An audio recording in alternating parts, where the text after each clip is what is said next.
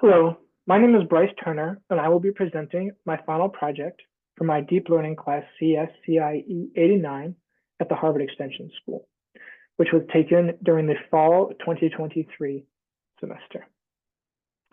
I train a CNN classifier on packet level data to distinguish between malicious DNS traffic from various botnets and normal DNS traffic from computers running standard software applications. I take advantage of an interesting data set where researchers at the University of Victoria constructed a virtual cloud and then deployed different botnets on their VMs. The researchers then observed all traffic transmitting inside this environment, including the packet level information. This interesting data set solves two common problems in cybersecurity. We often do not have labeled data, and we do not have a baseline activity for a given system. I believe that if this data simulation were expanded, the framework developed here could be used to create a packet sniffing application that would detect botnets as soon as they begin executing on a system.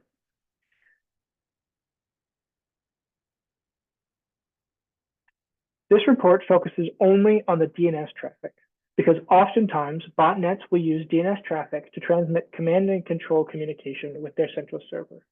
However, this report does not look at peer-to-peer botnets because the data did not have the information to know which servers began infected. I only knew the IP addresses of the central command and control server. The model I constructed was a one-dimensional convolutional neural net, where I tuned the depth of the network and the kernel size. I used a CNN because the data was bytes in a packet, which is essentially unintelligible to human eyes. Therefore, I thought it would be better to let CNN conduct the feature engineering. Given that the data is read as a single 1D stream for each packet, and not 2D or 3D like an image or video would be, the CNN had to be one-dimensional. After each layer, I included a max pooling layer. In future work, I could change this max pooling to include a dropout layer as well. The results are very good, with high accuracy of 99% on all test samples. Let's explore a little deeper. A quick introduction to botnets. Today's highly networked world comes with many security vulnerabilities. One such vulnerability is a botnet attack. In a botnet attack, a malicious actor takes over one or many computers and uses them for their own purposes. Some common uses for botnets is that they could conduct a DDoS attack, spread spam or misinformation, or conduct phishing attacks. In some, and indeed many instances, botnets communicate with a central server, which gives commands to the individual machines. This communication often happens via DNS, domain name system traffic, because a DNS service request can get bounced around back and forth between multiple DNS servers and could mask what's going on. Packet capture for DNS involves capturing and analyzing network traffic specifically related to the DNS. It entails capturing individual packets exchanged during DNS transaction to examine communication patterns, identify queries, and analyze responses between DNS clients and their servers. For the purposes of this project, I explore whether we can detect any distinction between the DNS packets sent from different botnets and other normal DNS traffic. I use a publicly available data set from the University of Victoria, in which researchers constructed virtual machines and deployed 9 botnets and captured all individual traffic inside the network, which looks like this, where they have infected machines, machines running normal applications such as Skype or Windows Updater, a firewall, and an authoritative DNS server. The complete list of normal software is here. And these are the list of botnets that were deployed.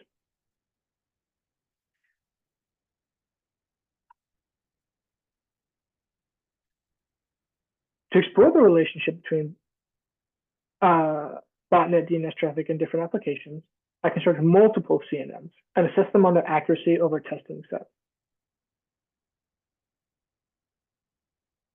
I explored various depths and kernel sizes. I did not have a strong prior about what the appropriate values for these should be, so I began with a very low number and worked my way up. incrementally adding another convolutional layer and increasing the kernel size, which we will see in a bit. But a note about preparing my environment. This analysis was largely built and run using my Google Colab Premium account. However, the preliminary Python scripts I used to prepare the data are raw Python files, .py, and must be run outside of a standard notebook. This is because the PyShark module that I use to manipulate the packet level data runs inside of an event loop. Google Colab notebooks also run inside an event loop, and Python does not natively allow you to run nested event loops, which is why the preliminary section must be run outside of a notebook. Further, this PyShark library that I use is actually a wrapper for a T-Shark application, which must be installed on the machine as well. That is why you see the commands to install it below. Here we have the T-Shark command, and this is a pip install PyShark command. And I'll show you in a second how that works. The raw data and the intermediate files I saved were stored in my Google Drive. I have a premium Google Drive subscription with over 150 gigs of storage available.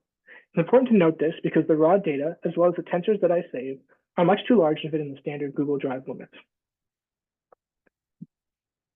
Okay, let's talk about preparing the data.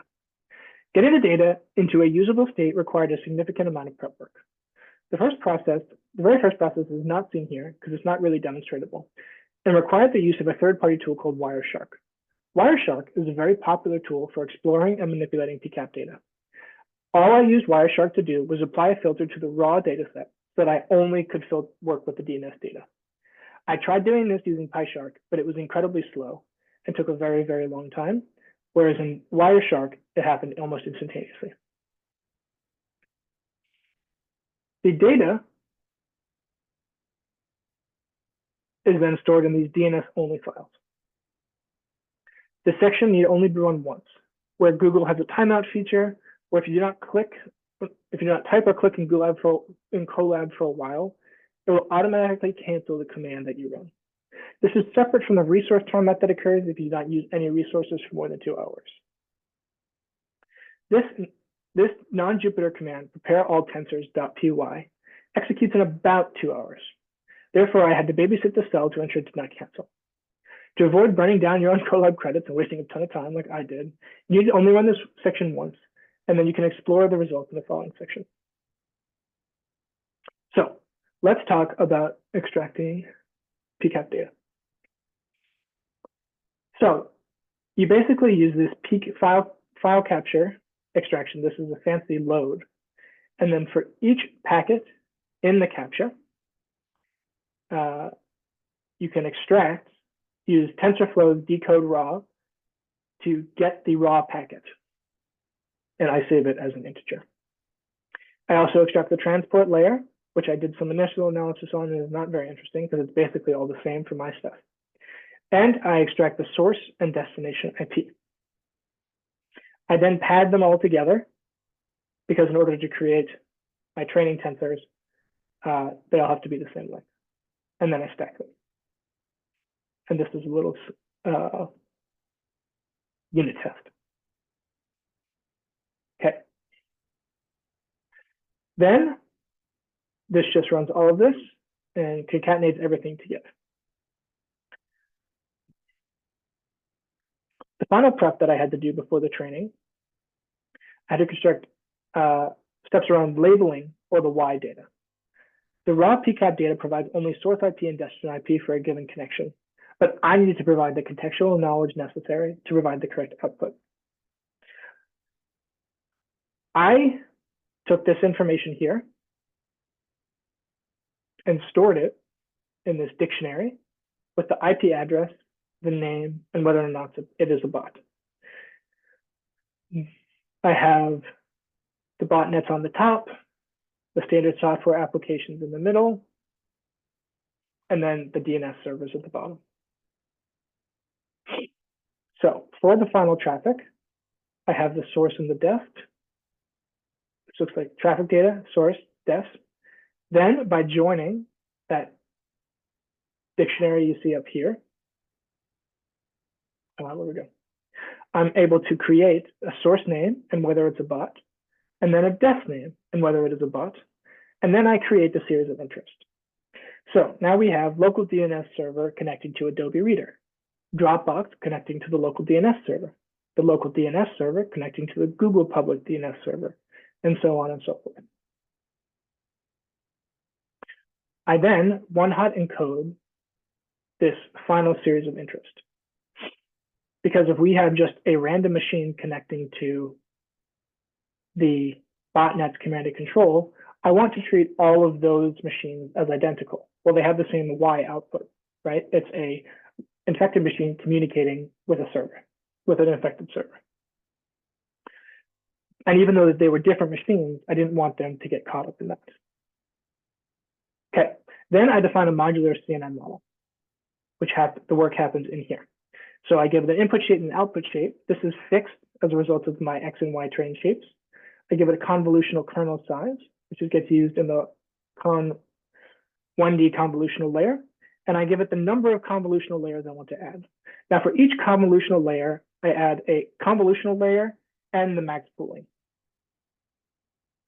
Then I added one final convolutional layer.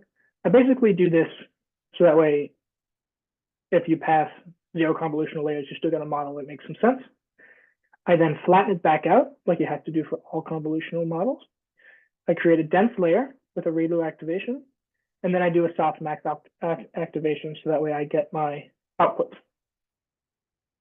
And then for these parameters, I train, kernel size of 3, number of layers 2, 3, 4, 5, 2, 3, 4, 5, and a kernel size of 4.